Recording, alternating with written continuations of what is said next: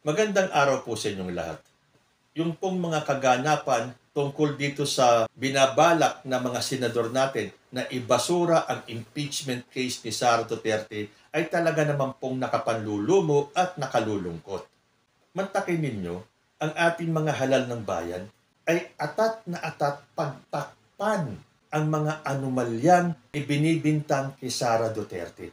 Bakit hindi nila bigyan ng pagkakataon na linisin ni Sara Duterte ang kanyang pangalan para malaman ng publiko kung totoo ba o hindi? Dahil yun lang naman ang gusto natin.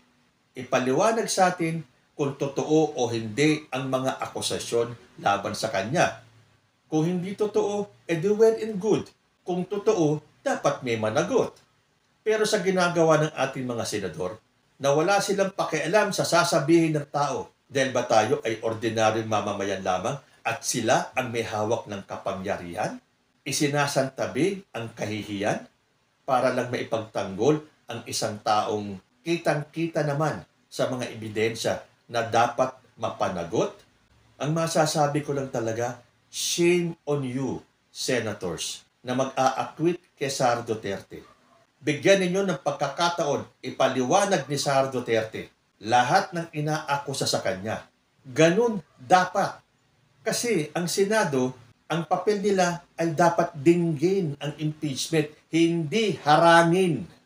Kasi kapag hinarang ninyo, kitang-kita ng taong bayan na sumusuporta kayo sa katiwalian.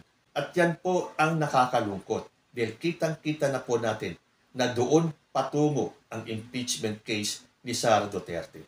At alam ko marami po ang nalulungkot ngayon. Sabi pa nga ng mga DDS, nag-iiyakan daw tayo. Yes, siguro nag-iiyakan dahil sa mga pangyayari, dahil sa kahihiyan na nakikita natin. Napilit na pinagtatakpan ng mga senador ang mga katiwalian na dapat ay hinaharap. Na akala ng mga DDS na to, hindi sila apektado kapag na-acquit si Sara Duterte, kapag nagpatuloy ang korupsyon. Hindi lang kami ang apektado, lahat tayo. At isa po sa alam kong nalulungkot, yung aking paboritong lawyer-vlogger na si Attorney Rene Bueno. Nung napanood ko po itong latest video niya, talaga pong lalo akong nalungkot. Panoorin po natin yung video ni Attorney Rene Bueno. Ngayon po ay pag-uusapan po natin ang isang napakahalagang issue na mayroong malaking epekto sa ating demokrasya. Ito ay may kinalaman doon sa pagpipigil sa pag-usad ng proseso ng isang impeachment complaint. May kinalaman din ang ating pag-uusapan doon sa pagpigil sa paglabas ng katotohanan tungkol sa mga katiwalian, mga maling gawain ng ating mga public officials. At ito ay hindi lamang isang usaping politikal, kundi ito ay tungkol na din sa integridad ng ating mga institusyon at ang mga pananagutan ng mga nasa kapangyarihan. Isipin na lamang po ninyo ang Senado na tinagurian nating mataas na kapulungan na binibigyan ng kapangyarihan ng ating saligang batas na usigin, litisin ang mga high-ranking government officials na gumawa ng katiwalian. Ay siya mismo ang pumipigil, gumagawa ng paraan upang hindi umusad ang isang impeachment process sa ating mataas na kapulungan. Isipin ninyo, ang isang institusyon, ang ating mataas na kapulungan, ang siyang nagiging hadlang sa pagkamit ng hustisya sa bansang Pilipinas. Anong merong kinabukasan? Meron na naghihintay sa ating bansa. No one is above the law. Pero sa mga ikinikilos ng ating mga mambabatas, maliwanag ang mensahe. Ang mga makapangyarihan ay nasa ibabaw ng ating saligang batas. So kung ganito ang magiging sitwasyon, ano ang magiging bunga nito? lumalabas na ang mga mamamayan ay tuluyan ng mawawalan ng tiwala sa ating pamahalaan sapagkat binabaliwala ang pinag-uutos mismo ng ating saligang batas. Nawawalan tuloy ng halaga ang ating demokrasya. So anong klaseng bansa meron tayo?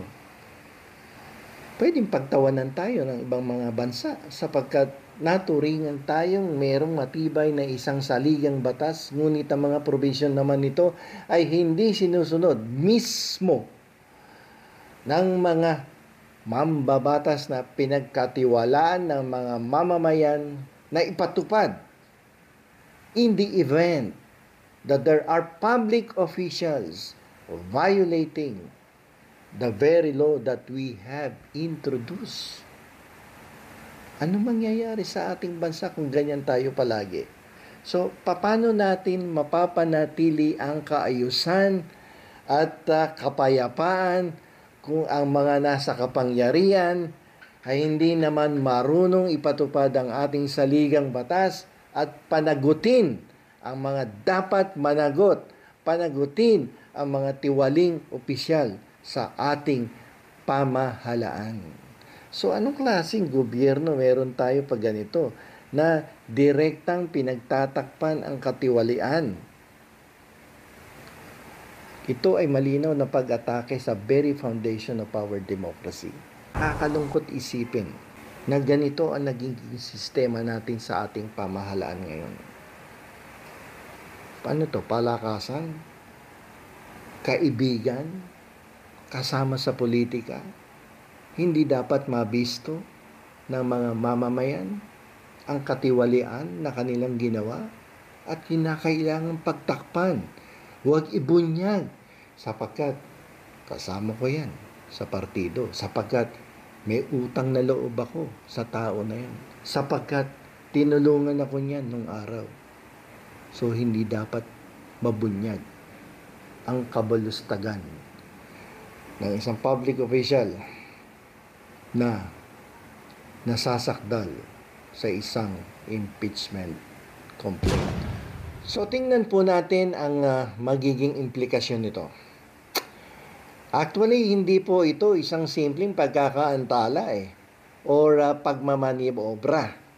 Ito po ay isang sistematikong pagtatangka na pagtakpan ang isang katiwalian at pagsuway sa pinag-uutos ng ating saligang batas at pagbabaliwala sa karapatan ng bawat mamamayang Pilipino para makamit ang isang hustisya.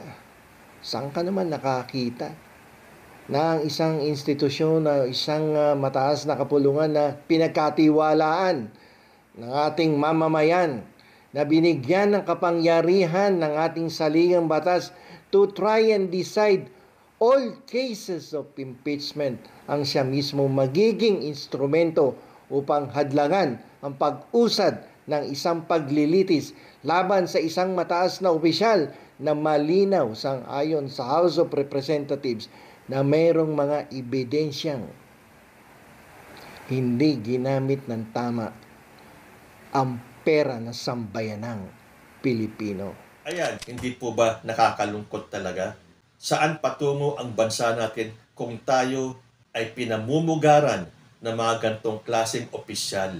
Magtagumpay man kayo ngayon, siguradong darating ang paghuhukom para sa inyong lahat na mag-aakwit sa impeachment ni Sara Duterte.